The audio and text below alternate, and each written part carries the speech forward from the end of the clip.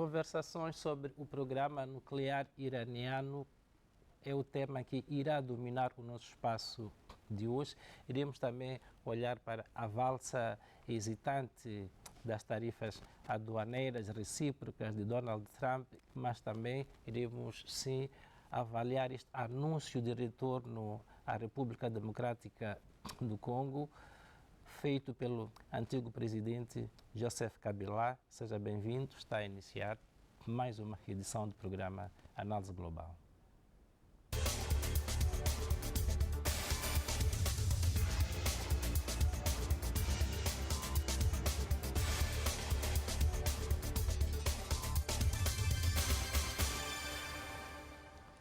Saudações. Foi em Oman que iniciaram ontem as conversações sobre o programa nuclear iraniano, um programa que já dura há décadas e que os ocidentais contestam.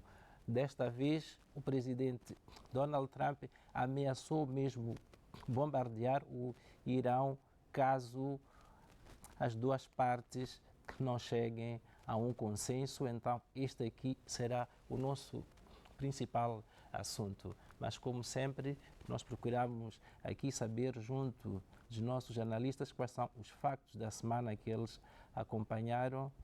Carlton, seja bem-vindo. Iniciamos por si. Como é que viu a semana? Um forte abraço sempre, em primeiro lugar, para todos os nossos telespectadores que nos acompanham a partir de casa, aqui em Moçambique e fora de Moçambique. Um forte abraço também para todos aqui no estúdio. Eu olhei diretamente para o assunto que tem a ver com a nova correlação de forças dentro do conflito sudanês. Mas não posso deixar de dizer que há uma novidade que está a acontecer aqui às fronteiras de Moçambique, chamado Zimbábue, que vale a pena nós acompanharmos. E já não é de hoje, há umas 2 semanas que andam aí turbulências dentro da ZANU-PF, inclusive de ameaças de expulsão e tudo mais, quase igual àquilo que nós vimos com a ANC, e deu este turbilhão que estamos a vivenciar agora. Provavelmente possamos ter a mesma coisa no Zimbábue. Então vale a pena seguirmos o Zimbábue nos próximos tempos. Mas o que mais me preocupa, de facto, é a questão da mudança de correlação de forças no Sudão. Já há umas semanas sabemos da informação segundo a qual as forças do general, vamos dizer, governo, de facto, entre aspas, Al-Burhan. Exato, o Al-Burhan, conseguiu recuperar a capital, Khartoum, e recuperou locais estratégicos. Por exemplo, o aeroporto, que há muito não era conseguido manejar, porque as forças do apoio rápido, a RFS, estavam a controlar Khartoum e controlavam o aeroporto. Para quem conhece as táticas, estratégias de guerra, os locais estratégicos têm muita importância, e um deles é o aeroporto, por causa da importância da comunicação. E o Palácio Presidencial. O Palácio Presidencial também foi, esse é mais simbólico, o símbolo de poder. Mas o aeroporto tem muito a ver com a comunicação e a questão da logística que é preciso colocar ali para a continuação da guerra.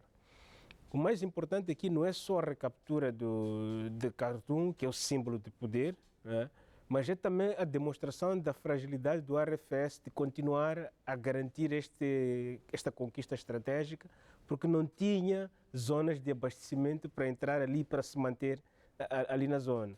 Por quê? Porque a estratégia de guerra do Sr. Al-Burhan foi inteligente, de cercar a capital. Exato. O que significa dizer também, por outras palavras, que quem está em guerra não basta ter um anel de segurança. É preciso que você tenha vários anéis de segurança. Eu estou aqui no meio, é preciso ter 1, 2, 3, sobretudo até 5 anéis de segurança é o mais ideal para você poder proteger a sua conquista. Mas este ARFS não conseguiu fazer isso e perdeu. Foi um tempo, conseguiram segurar, sim senhor, foi fantástico para mostrar a pujança e força, sim, mas não está aqui. E depois eu fiz uma comparação com o que aconteceu com o Ruanda em 94, quando o senhor Kagame tomou o poder, não é? O Kagame, quando tomou o poder, entrou para consolidar a fraqueza já do governo que estava ali em dia. Não deixou espaço sequer para o grupo do poder, naquela altura o senhor Abiyarimana, que morreu, e o seu grupo, para poder se recuperar.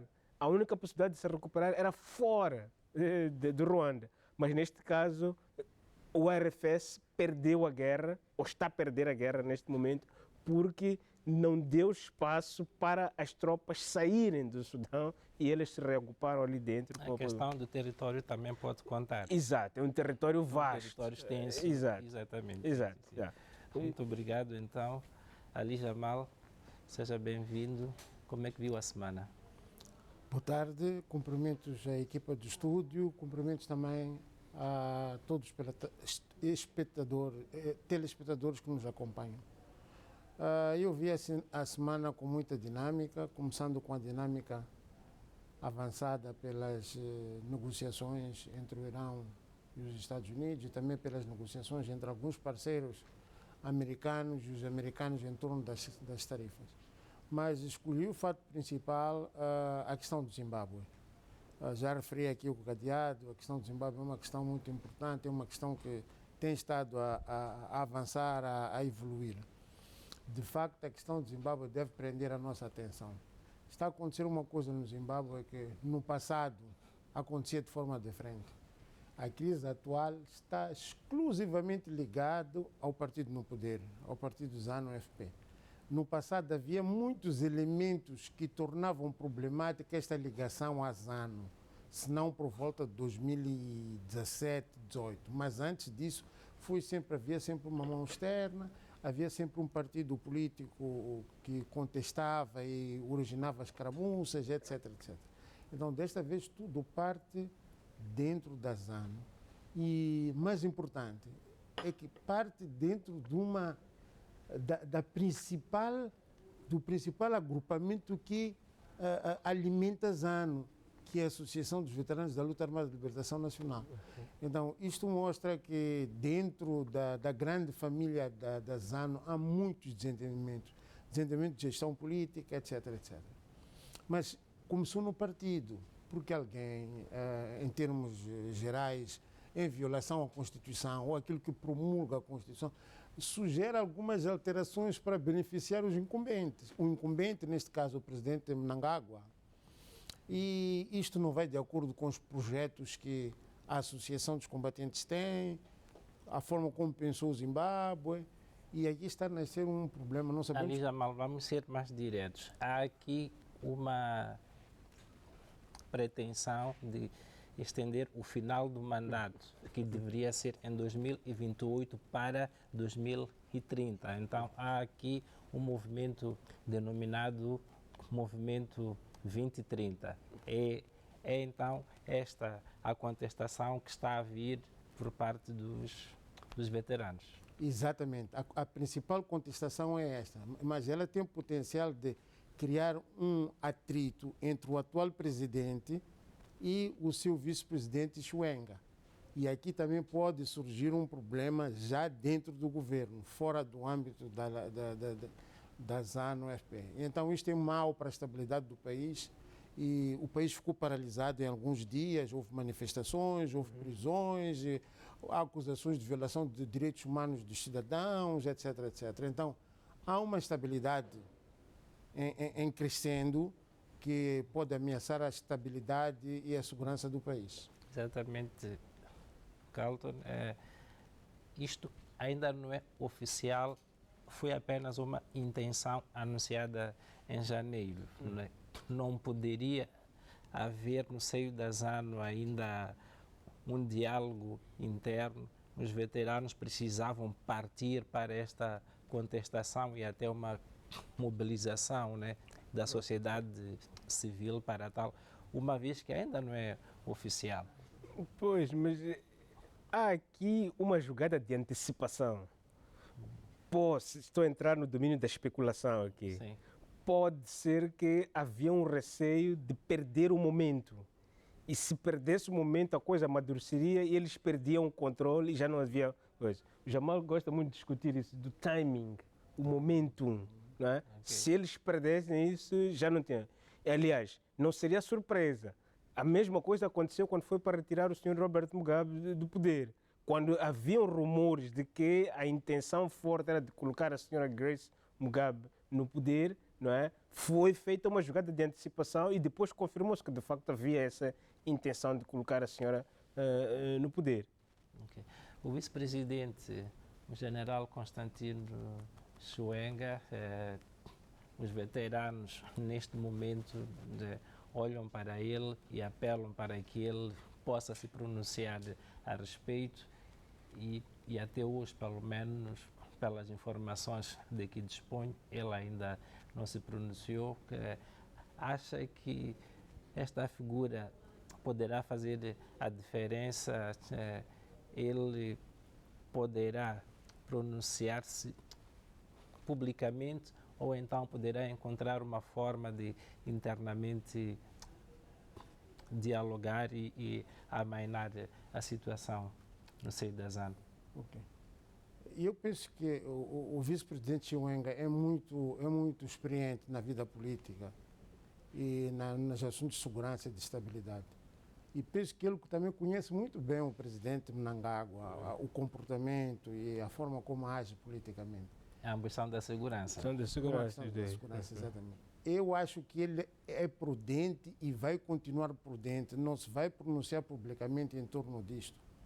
E no fim da linha, a fazer pronunciamento, será um pronunciamento mais ou menos de equidade, chamando a atenção que aquelas matérias não devem constituir fator de desestabilização da estabilidade do governo e da estabilidade do país. O Cadiato falava aqui do timing. Outra vez, o timing para ele se pronunciar em torno disso está 2028 ainda é muito longe para falarmos de alteração de sucessão. Tanto é que os próprios que sugeriram a continuidade ainda também não materializaram o facto. Então, eu acho que ele vai ser prudente, tem consciência da estabilidade e ele é da mesma linha que o vice-presidente Mnangagwa. Não acredito que ele parta para uma a ação de confirmação do cometimento a favor daquela causa de que ele está pronto para substituí-lo. Então ele vai ser contido e esta contenção vai ajudar a estabilidade do Zimbábue.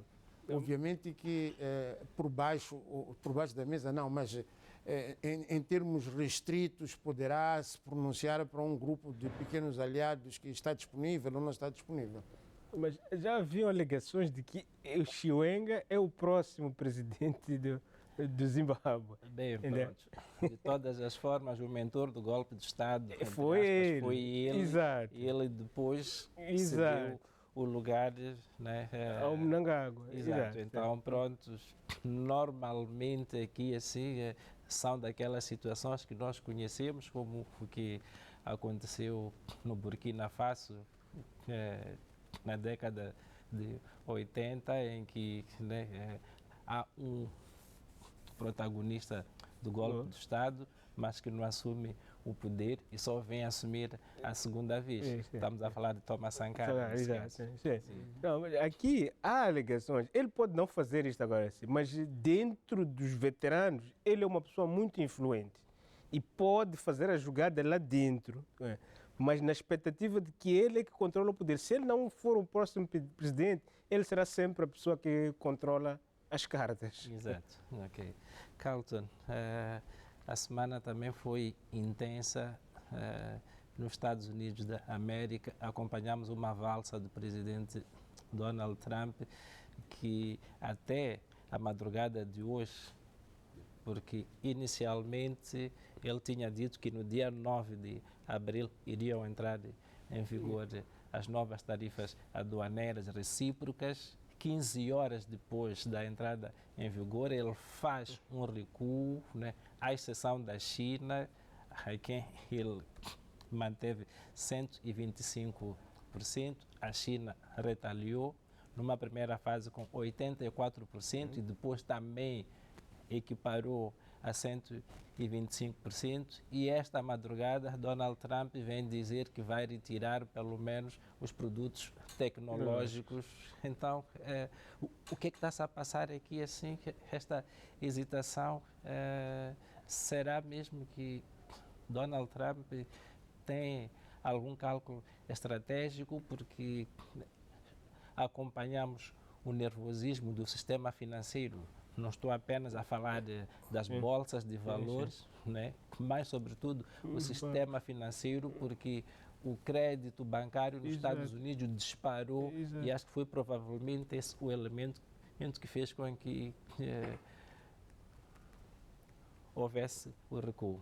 Sim, Cláudio, o Trump jogou uma cartada muito forte para a negociação, mas ele não estava à espera que a China retaliasse tal como retaliou. Tu falas 125%, eles falam de 145%, é o último dado que eu tenho. Okay. Né? Que significa que está acima do que a América coloca. Exato. Então, há aqui um jogo de força que ele não estava à espera, que a América não estava à espera, porque eles acreditam que são o centro do mundo. Mas neste momento, mesmo sendo o centro do mundo, porque eles são o centro do mundo, pelo menos aquilo que vimos, o palco financeiro, mundial, e por aí adiante, as instituições multilaterais, mas o mundo está-se a concertar para lutar contra este tipo de guerra comercial que foi iniciada por Trump. Né? Então, a China mostrou a sua pujança e obriga Donald Trump a ver. A estratégia está clara para eles. É fazer com que a indústria americana ressurja, não é? Para que a América seja a grande, tal como ele diz. Que o dinheiro circule na América. Mas, na teoria, na prática, isto chama-se os tais unintended consequences. Não é? Ele jogou a cartada, mas não estava à espera do resultado que vinha para ele até aqui, tal como estamos a ver aqui. Pelos últimos dados que eu vi, assim, estava-se a falar, por exemplo, de um produto tecnológico como um iPhone, que os americanos tanto amam, não é? Que vai custar $2.000 ou mais com a implementação dessas tarifas. É um desastre para a empresa da da Apple, nesse caso. Exatamente. Ali, Jamal, Donald Trump foi contestado até dentro do seu círculo mais fechado. Né? As figuras mais próximas contestaram a decisão dele. É claro que essas informações não são informações públicas, mas o que se sabe pelos corredores é que houve isto e ele acabou depois por recuar. Mas há um elemento fundamental, é que a China simplesmente ela se recusa a negociar com os Estados Unidos da América sobre este assunto. O que é que acha? Xi Jinping também está aqui a fazer uma ótima cartada ou não? Bem, aqui há duas coisas. Primeiro é preciso olhar para a economia americana, depois olhar para a economia chinesa. Mas em relação à sua questão é que eu acho que Xi Jinping está pronto a ir ao confronto, está pronto a ir a todas as medidas retaliatórias em defesa da economia ou do status da economia. O status da economia está a mudar tão radicalmente, eu também tenho capacidade de fazer alguma coisa para estancar essa mudança, porque também não me beneficia, me prejudica. Agora, o que eu penso é que quando são grandes economias, neste caso estamos a falar da primeira e a segunda economia, algum tipo de concertação tem que acontecer. Permita-me dizer que por cerca de 40 anos a economia mundial teve um comando baseado no chamado grupo G7. O que vamos fazer, quando é que vamos aumentar as taxas de juros, como é que vamos responder àquela recessão, etc, etc. E essa concertação não envolve a China hoje, e a China já devia ter estado lá. Talvez pelos problemas de ordem social que a China tem, ainda tem muito por caminhar. É uma sociedade avançada economicamente, mas tem muitos problemas sociais. Então não valia a pena incorporar a China, até foi incorporada a Rússia para reforçar. A Rússia estava em melhor posição econômica, de estabilidade macroeconômica para integrar aquilo. Mas o que está a acontecer, como dizia o Cadeado, é que aquelas retaliações não pretendidas estão a ocorrer. Estando a ocorrer, isso tem efeito sobre a grande política de America First, retornar a produção para os Estados Unidos. E me parece que a nível global não é possível falar de retorno da produção para os Estados Unidos. porque a economia mundial foi estruturada. Não é possível falar disto em situação de pouco tempo, porque a economia mundial foi estruturada de um modo em que a produção foi conscientemente retirada dos Estados Unidos. O governo americano apoiou por anos e anos, investiu na China, investiu na Índia, investiu em mercados emergentes para eles produzirem e ficou com aquilo que nós chamamos hoje como a família de tecnologias. A família de tecnologias representa muita coisa a nível mundial e dava-lhe muito rendimento. Só que a ambição do presidente Trump é que o país não pode dar benefício aos outros e não tirar benefício. Mas a única forma de tirar benefício é precisamente chamar a produção para o local interno. Por quê? Vai oferecer emprego. Aquelas empresas vão pagar taxas ao governo americano. O governo americano vai ter mais dinheiro. O governo americano, tendo mais dinheiro, vai reduzir o déficit da balança comercial com os outros países e isso vai contribuir para reduzir a qualidade de país maior devedor do mundo. Então, isso pode contribuir, na visão de Trump, pode contribuir. Mas a leitura que eu faço é que estas transformações não se fazem de um momento para o outro. Tínhamos que ter um horizonte assim de 10 anos, médio prazo. A curto prazo não é possível, porque também sabe que estão em intervenção outras forças poderosas, a União Europeia, o grupo dos BRIC, com toda aquela pujança que eles representam na economia mundial. Então, penso que a China vai continuar a fazer aquilo porque não está para perder no grande debate da economia mundial. Mas, neste caso, a China diz que não vai passar do teto dos 145% da taxa, né, de retaliação. O que significa dizer que, pelo menos neste mesmo nível de reciprocidade, eles não vão ver. Mas, para quem está atento, isto é um sinal de que eles vão abrir outras frentes. Estamos a lugar da guerra econômica, sim senhora, mas a guerra econômica não se resume apenas nas tarifas, não é? Para eles, já fizeram um cálculo de que mais do que 145%, isso é prejudicial para eles. Então, vão abrir noutras frentes. Agora, outro dado dentro do círculo de poder do Donald Trump, já começamos a ver mexidas fortes.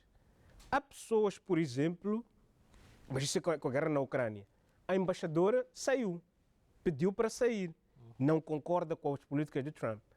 A receita, a arrecadação de receita, IRS, uma coisa, pediu para sair. Então, começamos a ver dentro do inner circle do Trump que ele começa a ser desafiado também. E se ele começa a ser desafiado agora no princípio, não estou a ver como é que ele vai conseguir arrastar este mandato por 4 anos. Exato, por 4 anos. A única salvação dele, espero que isso não aconteça com ele, o meu filho com 9 anos perguntou, mas pai, ele vai até o fim nesse mandato? Eu dizia que não, ele adira ao fim do teu mandato porque ele controla, ou tem pelo menos apoio do Senado e do Congresso. Não é? Ele pode sobreviver a qualquer impeachment. A menos que aconteça uma hecatombe, que esse apoio seja retirado e lhe coloque o impeachment, que é um cenário péssimo, pouco provável, mas não devemos deixar de colocar a ele, porque ele já começa a ser desafiado. Carlton, trégua por 90 dias, as tarifas mantêm-se a 10% para todos os países para abrir espaço à negociação. Acha que o mundo vai negociar com os Estados Unidos? Não, mas neste caso aqui é um reconhecimento implícito da fraqueza da estratégia negocial de Trump. São 2 cedências que ele está a fazer, não é? A primeira é essa de retirar da China os componentes eletrônicos porque são pesados. Produzir na América, por exemplo, repercussões nos Estados Unidos da América. Exato. Produzir na América aqueles produtos eletrônicos é extremamente caro.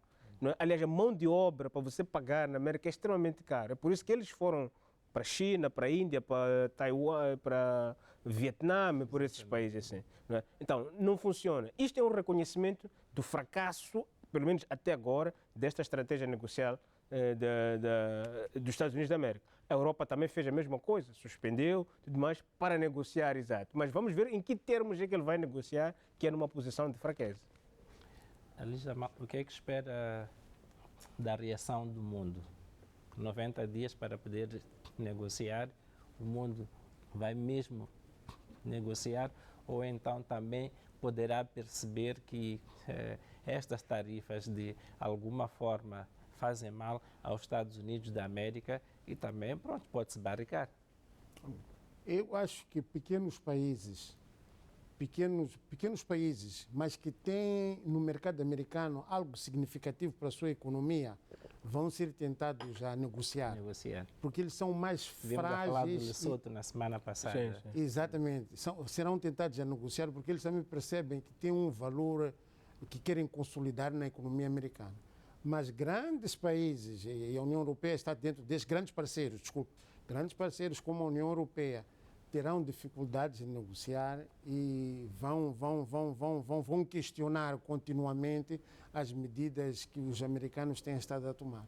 Então, depende muito da posição do país na economia, da avaliação que faz em relação ao mercado americano, a importância do mercado americano e, sobretudo, da avaliação que faz sobre perdas que a sua economia pode ter com isto. Exato. Mas o Trump, permita-me dizer, o Trump está a ser um grande jogador, não está a dar reconhecimento que há um fracasso, há uma infuncionalidade. Prefere fazer esse recuo estratégico na ideia de que se querem negociar, as portas estão abertas e ele vai ganhar tempo também para visualizar melhor os cenários, não é? Ok. Carlton, um outro assunto. Esta semana tivemos o anúncio do antigo presidente Joseph Kabila, que diz que vai regressar ao seu país para poder contribuir para a pacificação. O que é que se espera deste regresso numa altura em que o M23 e o governo de Kinshasa estão a negociar no Catar? É uma incógnita neste momento. Tanto pode ser um fator de instabilidade, como pode ser um fator de estabilidade. Pelo menos podemos falar de instabilidade para o senhor Tshisekedi, porque existe uma guerra aberta entre os dois, vamos dizer, uma guerra aberta discursiva, no discurso, no diálogo. Isto pode atrapalhar o senhor Tshisekedi nas ações que está a desencadear. Felizmente ainda não é uma coisa grave, porque ele também ainda não assumiu publicamente que está a negociar com o M23, porque na cabeça dele o M23 ainda é o braço armado do Ruanda, né?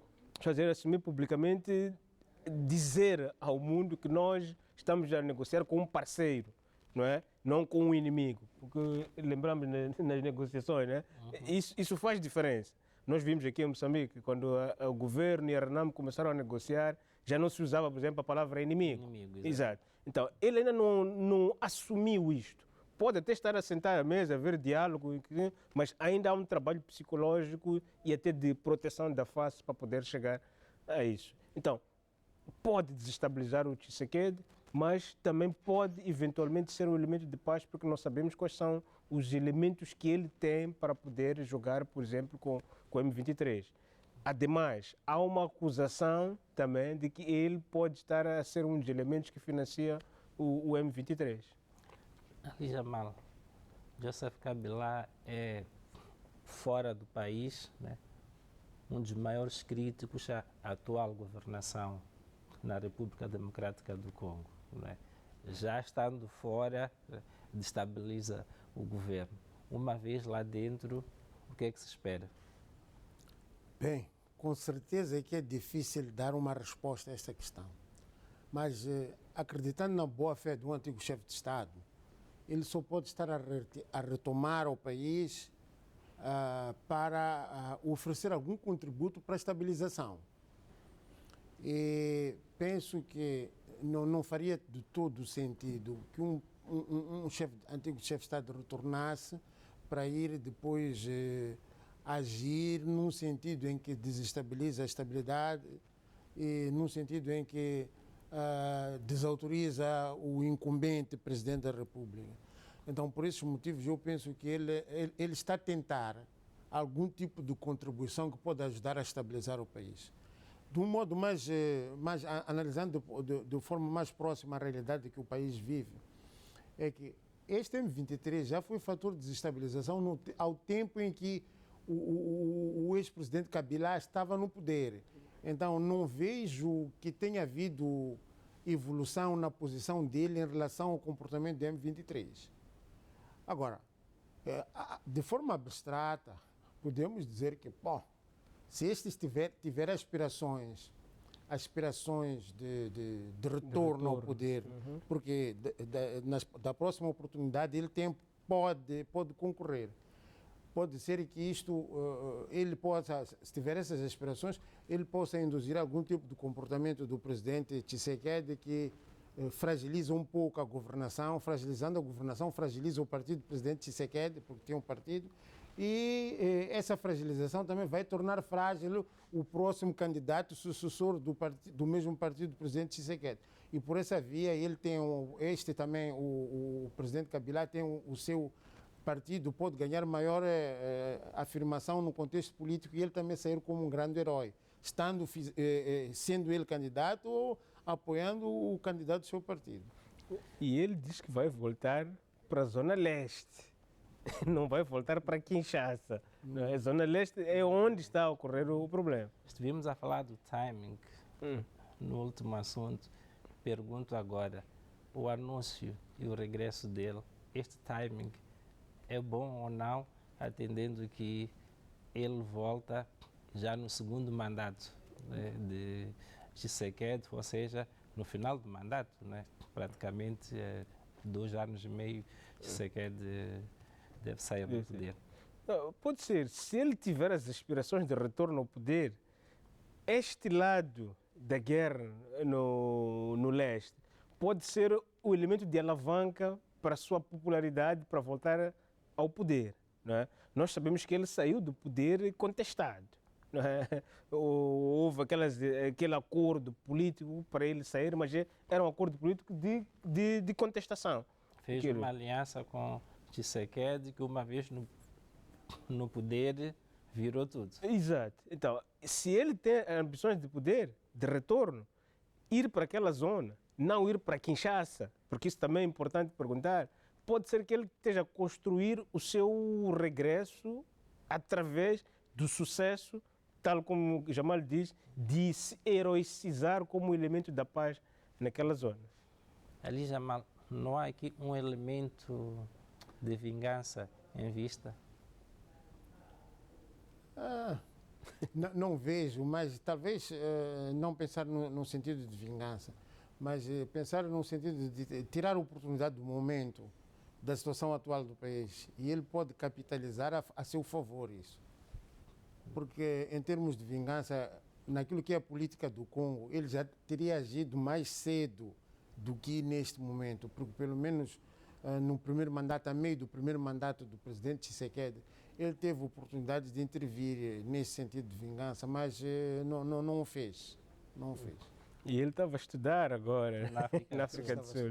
Exatamente, fez o mestrado, depois o doutoramento na África do Sul. Mas ele interrompeu o doutoramento agora. Não concluiu. Não concluiu ainda. Sim, ok.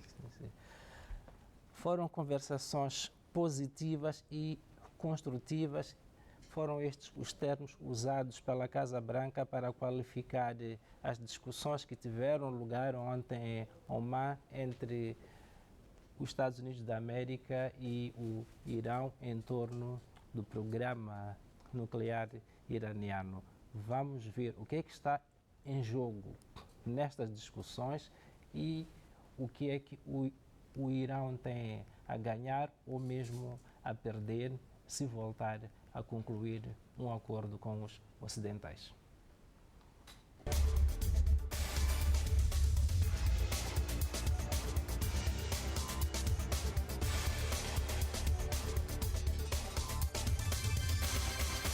I want them not to have a nuclear weapon. I want Iran to be a wonderful, great, happy country, but they can't have a nuclear weapon. And we're negotiating with them on Saturday. We have a big meeting with them.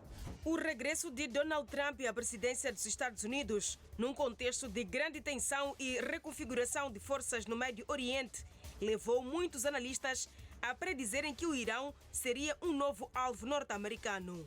É que Donald Trump retirou em 2018 os Estados Unidos do acordo sobre o programa nuclear iraniano que a República Islâmica havia concluído em 2015 com os membros permanentes do Conselho de Segurança das Nações, mais a Alemanha e a União Europeia. O entendimento de 10 anos previa o alívio das sanções em troca de um enquadramento das atividades nucleares iranianas. Com o restabelecimento das sanções em 2018, o Irão voltou a assumir o programa nuclear como sua garantia de segurança, elevando as preocupações de Israel e dos Estados Unidos. Novamente, na Casa Branca, Donald Trump restabeleceu o Irão como um dos seus principais alvos na política externa de Washington. Aumentou as sanções e exerceu uma pressão máxima contra Teherão e, horas antes da visita do primeiro-ministro israelita a Washington, a 8 de abril, deixou claro que o Irão deve negociar o fim do seu programa nuclear ou arriscar-se a um ataque norte-americano sem precedentes. Com o Hamas e o Hezbollah fragilizados, os Houthis do Iêmen a sofrerem bombardeamentos norte-americanos, mas, sobretudo, sem Bashar al-Assad da Síria, o Irão perdeu a sua capacidade de projeção e a pujança do eixo da resistência no Médio Oriente. Isolado na região, o Irão fez demonstrações de força logo à chegada de Donald Trump ao poder. Em fevereiro, o Irão mostrou os seus músculos, revelando um novo míssil de precisão e uma base subterrânea ao longo do Golfo Pérsico. O novo míssil, denominado Etamed, ou Confiança em língua persa, foi mostrado pela primeira vez em presença do presidente iraniano Mossad Pezeshkian. Este novo engenho tem um alcance de 1.700 km e é capaz de atingir Israel, todas as bases norte-americanas na região, navios no Golfo Pérsico e no Mar de Omã, bem como no Oceano Índico. Perante a persistência de Washington em endurecer as sanções econômicas, Teherão reafirmou que não negociaria sob pressão. A 25 de março, os Guardiões da Revolução, o exército de elite iraniano, divulgou imagens de uma base subterrânea composta de túneis que albergam centenas de mísseis cruzeiros e balísticos, revelando a vontade do Irão de prosseguir o reforço das suas capacidades militares, mas ao mesmo tempo mostrando disponibilidade para conversações indiretas com os Estados Unidos. O Irão mantém uma profunda desconfiança em relação aos Estados Unidos. A retirada dos acordos de 2015, o golpe de Estado de 1953 apoiado pela CIA, o apoio a Saddam Hussein durante a guerra Irã-Iraque e, muito recentemente, o assassinato do general Qassem Soleimani por um drone norte-americano fazem de Washington um interlocutor hostil. O que complica ainda mais é a mensagem contraditória de Washington. De um lado, o conselheiro para a Segurança Nacional, Michelle Watts, e o secretário de Estado, Marco Rubio, insistem sobre o desmantelamento completo do programa nuclear iraniano, incluindo o enriquecimento do urânio e as capacidades em matéria de mísseis. Este desmarche é descrita pelo Irão como um modelo líbio em referência ao acordo de 2003, através do qual o coronel Muammar Gaddafi aceitou renunciar às suas armas de destruição maciça e teve o fim que teve sem poder se defender. Por outro lado, o emissário norte-americano para o Médio Oriente, Steve Witkoff, menciona uma solução diplomática do diferendo, apelando a um programa de verificação e uma abordagem mais mensurada. Segundo o relatório confidencial da Agência Internacional de Energia Atômica, a 26 de fevereiro deste ano, as reservas iranianas de urânio enriquecido a 60%, ou seja, próximo do limite dos 90% necessários para fabricar uma arma nuclear, aumentaram de uma maneira muito preocupante. Segundo o mesmo relatório, a 8 de fevereiro, a República Islâmica dispunha de 274,8 kg de urânio enriquecido a 60%, contra 182,3 kg há 3 meses. Se esta quantidade de urânio for enriquecida a 90%, o Irão teria capacidade para fabricar 6 bombas nucleares, segundo as estimativas da Agência Internacional de Energia Atômica. No total, o Irão dispõe hoje de estoques de urânio enriquecido na ordem de 8,294,8 kg, ou seja, 41 vezes o limite autorizado pelo acordo de 2015. Em dezembro, o Irão tinha anunciado a intenção de passar a uma etapa superior em retaliação à adoção de uma resolução crítica pelo Conselho dos Governados da Agência Internacional de Energia Atômica. Teherão anunciou na ocasião a entrada em funcionamento de novas centrifugadoras avançadas, as máquinas utilizadas para enriquecer o urânio. É este perigo que Donald Trump teve em conta e anunciou na passada segunda-feira, 7 de abril, que os Estados Unidos e o Irão iam manter conversações diretas sábado, 12 de abril, em Oman, conduzidas pelo emissário para o Médio Oriente, Steve Witkoff. Teherão, pela voz do seu chefe da diplomacia, Abbas Araghchi, confirmou as conversações, mas sublinhou que seriam indiretas e não diretas. Sabe-se que Washington não se contenta em ver o desmantelamento do programa nuclear iraniano, mas, igualmente, o seu programa balístico visto como uma ameaça ao seu aliado Israel. Mas estará Teherão disposto a perder todas as garantias de segurança em troca do alívio de sanções econômicas? Este é o ponto crucial das conversações que vai determinar o equilíbrio de forças Israel e Irão na região.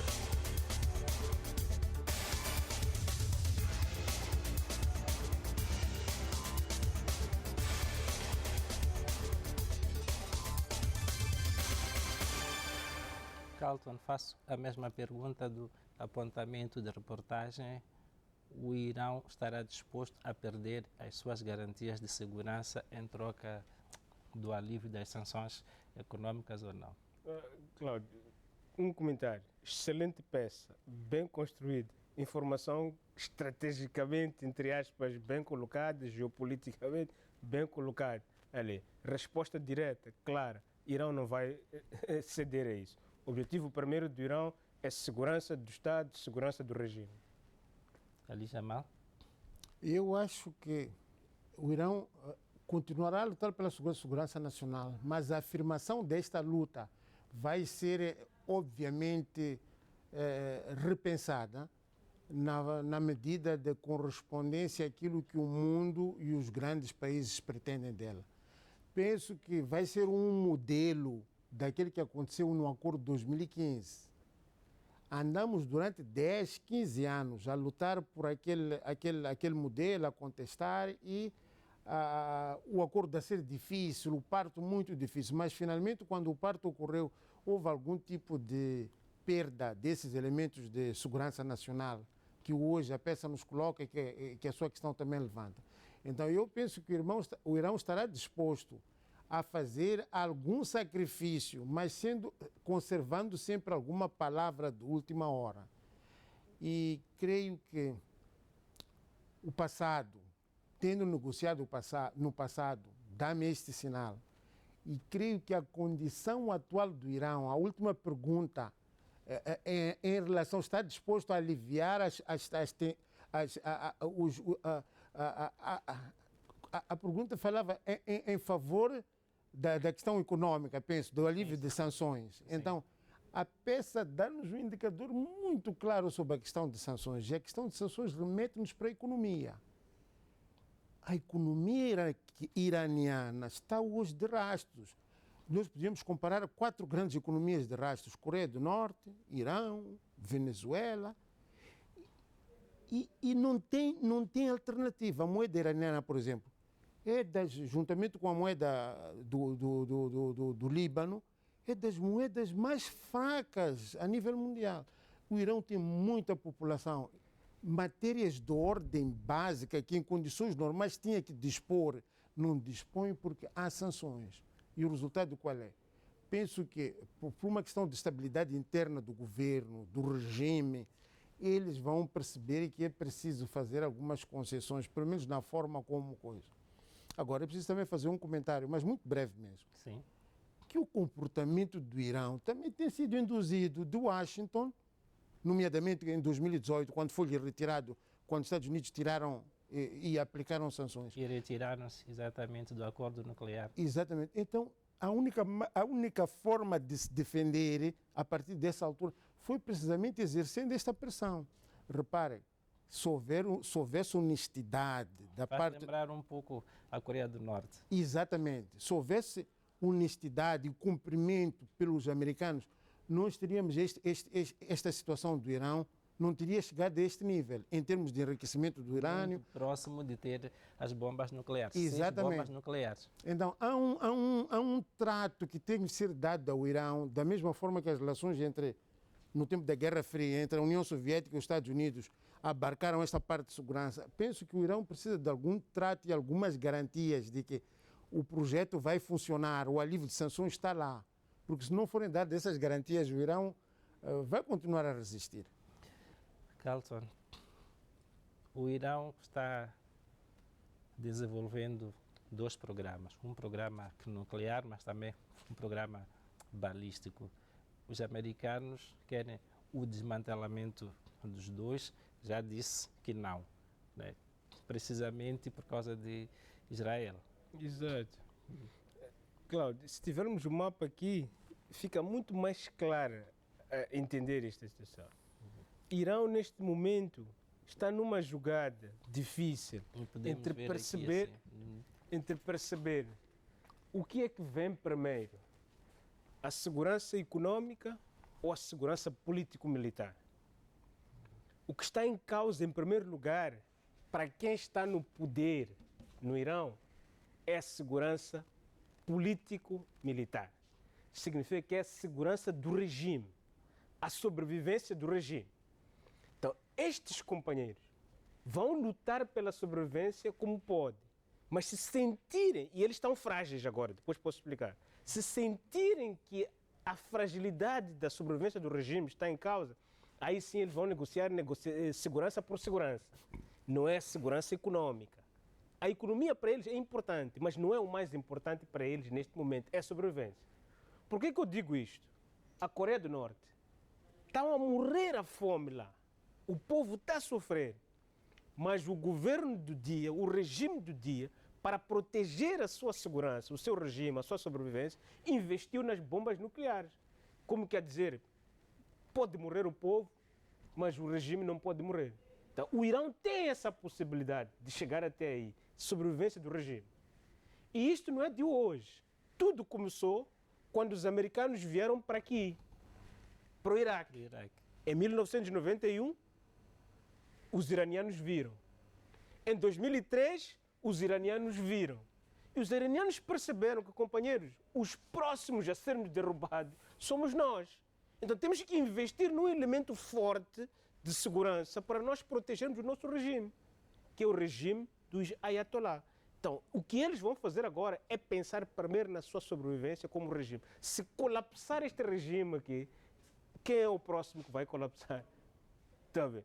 E há condições neste momento que, como eu digo, o Irão está numa posição frágil em termos de segurança neste momento. Mas a prioridade deles primeiro é lembrar-se do que aconteceu com o Iraque.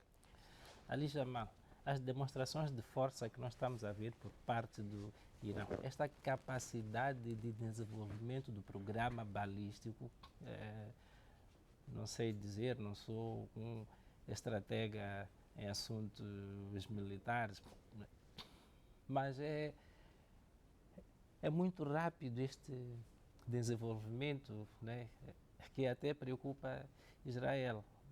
O que é que acha? Como é que nós temos, quer dizer, como é que é possível um país em sanções, né, conseguir fazer o que o Irão está a fazer? Aquelas centenas ou então aqueles milhares de mísseis que nós acompanhamos no apontamento de reportagens, que não se fabrica de qualquer maneira. Aquilo precisa de cérebros, equipamento e tudo mais. Estes materiais, de onde é que vêm? Okay. Obrigado. Irão é um país que é tentado desde muitos anos. O Cadeado mencionou aqui em 91, eles viram aprender. Mas é preciso dizer que antes de 91, na guerra com o Iraque, a partir de 1980, o Irão percebeu tudo. E quando percebeu tudo, começou o seu programa e na altura não havia sanções, teve acesso aos mercados internacionais em termos favoráveis, tinha muito dinheiro também e usou esses dinheiros. Petróleo. O petróleo, exatamente. Usou esse dinheiro, juntamente com a investigação que tinha sido feita durante a década de 70 e durante a década de 60. Eles já tinham começado alguma investigação nuclear e alguma formação de quadros nessa área. Então, foi rebuscar, foi reaproveitar aquelas capacidades e foi reforçá-las. E como não havia sanções, o regime de sanções, o alerta internacional estava orientado para o Iraque, e não para o Irão. O Irão tinha sido, enfim, colocado como um país destruído, sem possibilidade de se levantar, mas de forma quase milagrosa o Irão levantou-se e criou essas capacidades. Agora, o Irão vive um problema, um paradoxo muito grande. O Cadeado mencionava 91, etc, etc. O Irão percebeu uma coisa que é muito importante em termos de estratégia, em termos de segurança. O isolamento, por causa do regime dos ayatollahs, que o Cadeado diz que vai ser a primeira coisa a ser defendida. O isolamento internacional transmitiu uma mensagem ao Irão para conter aquilo. É preciso ter alguma capacidade de dissuasão, alguma capacidade de atuar onde dói muito. Daí que o apontamento de reportagem que nós passamos menciona, né, a aprendizagem do modelo líbio. Exatamente. Ele percebeu do modelo líbio também. Então ele diz que a única coisa que eu posso fazer para defender o sistema, etc, etc, o regime, é precisamente oferecer a eles alguma dissuasão. Não é dissuasão completa, mas é oferecer a eles alguma dissuasão. E sempre que lidarem com o Irão, vão lidar com algum tipo de respeito, algum tipo de consideração. E isso aconteceu quando estavam a negociar o acordo de 2015. Apesar de todas as pressões que fizeram o Irão, apesar de toda a situação de embaraço político e diplomático que o Irão encontrou, mas o Irão teve uma grande vitória diplomática com aquele acordo. Reconhecer os seus direitos de ter o nuclear, reconhecer os seus direitos... Para fins civis. Sublinhe-se, para fins civis. Reconhecer o seu direito de estar na economia mundial de forma livre e participar e não ser sistematicamente hostilizado. Foi uma grande vitória, sem dúvida. Então, eu penso que o Irão hoje está à procura de uma situação similar, conseguir algum reconhecimento. Agora, como isto se casa, permitam-me, como isto se relaciona com a grande indicação do governo Trump de que ele tem que desmantelar tudo, etc. Aí já temos dúvida, não sabemos como é que vai ocorrer. Mas como elemento de dissuasão, o Irão precisa de alguma coisa para pressionar o Ocidente. Agora ele tem os mísseis. Os mísseis de longo alcance, sobretudo. Porque em termos estratégicos você tem mísseis de curto, médio e longo alcance. E longo alcance é preciso incluir os mísseis intercontinentais, que é o que mais interessa a Coreia do Norte, por exemplo. Mas estamos a falar dessa distância aqui do Irão. E ele tem os seus programas nucleares espalhados. Diferentemente do que o Jamal dizia, o programa nuclear do Irão começou na década do Ayatollah, o Reza Pahlavi. Reza Pahlavi. Sim, começou naquela altura com cooperação com os americanos, não é? Porque os soviéticos estavam a apoiar o Iraque. O Iraque nessa altura. Em 81, os israelitas perceberam que o Iraque estava muito ativo no combate contra Israel. Os israelitas vieram para o Iraque e destruíram o programa nuclear do Iraque.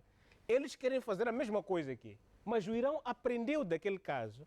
Eles perceberam que nós não... Diversificou. Exato. Eles criaram o programa nuclear, mas estão em locais diferentes, não é? É verdade que são locais sabidos, porque a Agência de Energia Atômica está lá a fazer coisa. Só que o Irão, de um tempo para cá, desligou as câmaras que servem de monitoramento internacional. Então, a energia atômica hoje sabe que o Irão está a fazer mais do que, mas não tem certeza absoluta do quanto é que eles estão a fazer. O que significa dizer, para mim, o Irão diz que está a fazer um programa civil, mas eles sabem que a sobrevivência deles é com mísseis de longo alcance e com armas nucleares. Por que é importante ter mísseis de longo alcance? É que a nuclear ou qualquer... Você não pega na mão assim, correr para ir disparar lá, não é? É preciso ter um sistema de lançamento e os mísseis são importantes. Para eles, o primeiro alvo mais importante agora é atingir Israel. Calton, iria lhe surpreender se tivéssemos um anúncio nos próximos meses do Irão a dizer que já dispõe de uma bomba nuclear? Não, não me surpreenderia, porque este é o elemento principal da sobrevivência deste regime. Veja a Coreia do Norte onde está. Quem é que ameaça a Coreia do Norte? Ninguém. E estes aqui perceberam que a sobrevivência deles aqui estava em perigo. Americanos, durante muito tempo, tiveram suas bases militares aqui e estiveram aqui no Iraque, na fronteira, que podiam muito bem ter avançado para aqui. Ali, Jamal, Israel sempre esteve tentado a destruir o programa nuclear iraniano. O Irão sempre disse que se isso acontecer, vai responder, né, também na sua melhor proporção, né? Israel não o faz por causa das ameaças do Irão, ou então também está aqui a avaliar os riscos?